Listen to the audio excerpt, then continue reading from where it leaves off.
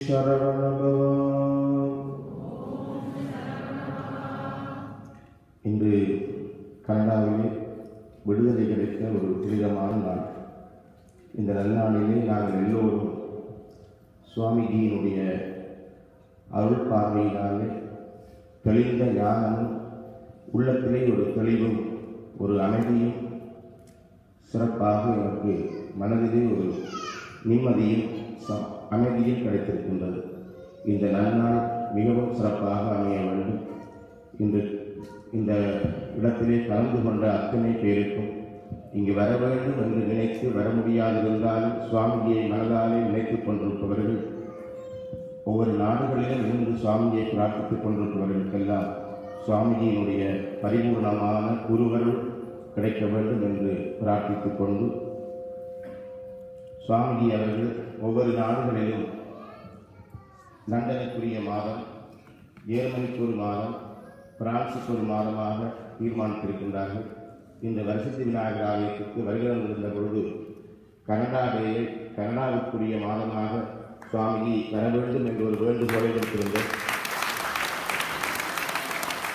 சுவாமிஜி அதனை அவருடைய பர்சனல் செக்ரட்டரியாக இருப்பவரிடம் பதிவு செய்து கொள்ளுமாறு கூறியிருக்கின்றார்.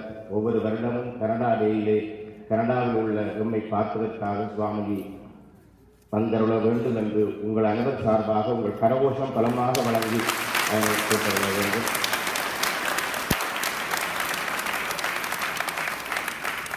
சுவாமிஜியினுடைய இங்கு நாங்கள் இயந்திரமயமாக வாழ்ந்து கொண்டிருக்கின்றோம். அப்பொழுதும் இந்த கொள்கை நாளிலே இங்கு வந்து இத்தனை பேர் நாங்கள் ஆன்ம ஈடேற்றம் பெற்றிருக்கின்றோம். நாம் ஒவ்வொருவரும் ஒவ்வொரு 10 பேரையாவது 100 பேரையாவது நாங்கள் இந்த ஆன்ம ஈடேற்றத்திலே உருவாக்க வேண்டும். அவர்களுக்கும் மனதிலே தெளிவையும் சிந்தனையையும் குருவர்களையும் திருவர்களையும் பெறுவதற்கு நாம் ஒவ்வொருவரும் எம்மை அர்ப்பணித்து சேவை செய்ய வேண்டும் என்று இந்த இடத்திலே இன்றைய தினத்திலே உறுதி எடுத்துக் கொள்வோம்.